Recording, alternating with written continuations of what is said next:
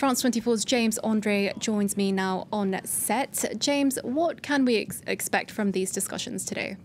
Well, what's probably on the table is two things, and probably the main one for Mahmoud Abbas is the financial situation of the West Bank and the Palestinian Authority, which is indeed in dire straits since the United States have cut a lot of financing towards, well, the Palestinian Authority's civilian project, as well as the UNRWA, which is a UN agency that takes care specifically of Palestinian refugees.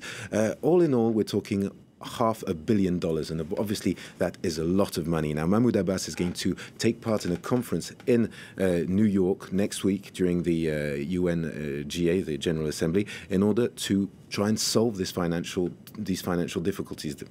This conference is actually organized by the French and the Turks, so very probably asking for some help in order to find some money in this very difficult context for the Palestinian Authority. Obviously, the other big question mark is about everything to do with politics. Indeed, the political situation is also difficult with, renewed pressure from the United States.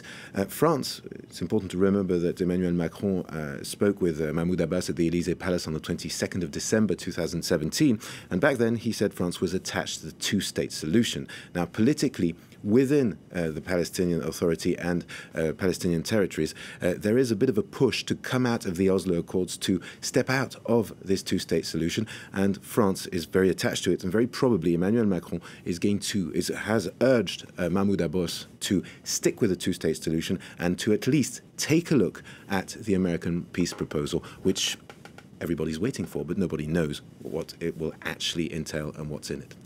Well, you touched upon this earlier, that, this meeting does come at a particularly difficult time for the Palestinians. The Palestinians, they don't have very much hope in this peace process proposed by the US, details of which haven't really come out yet. How do they view this, where this peace process is at the moment? Well, the fact of the matter is, right now, the Palestinians are being pummeled by the United States, which has a very, very pro-Israeli stance ever since Donald Trump has come in power. We've seen very concrete signs of that. For example, the fact of stopping the financing of the UNRWA, this UN agency, is a way to they're progressively taking bargaining chips off the table for the Palestinians. The idea of, obviously, with UNRWA is to try and take off the table the return of the refugees by denying the refugee status to the Palestinians of 1948 and their descendants. You have also the moving of the embassy from the American embassy from Tel Aviv to Jerusalem. That was back in May. That's a way of creating a new reality on the ground and taking the Statue of Jerusalem off the table. So basically the Palestinians are realizing that they're not, that the tables have turned, and the United States, which used to be a peace negotiating partner, Mahmoud Abbas now says he does not want to speak with the United States, and he says they're no longer impartial and they cannot broker peace between Israelis and Palestinians. But for the moment, we have not had a very concrete reaction, for example, from the EU as a whole, or France in particular, who've been condemning but not taking any actual action. So indeed, the situation is very difficult, and also Mahmoud Abbas himself is in a very difficult position right now. He's 83. A lot of people are saying his health is not very good. Some people who've met him say that he's got problems remembering what he's just said, etc. So that's a very, very difficult situation. There have been no elections for 16 years, and no one knows who will actually come after him, who his successor is likely to be.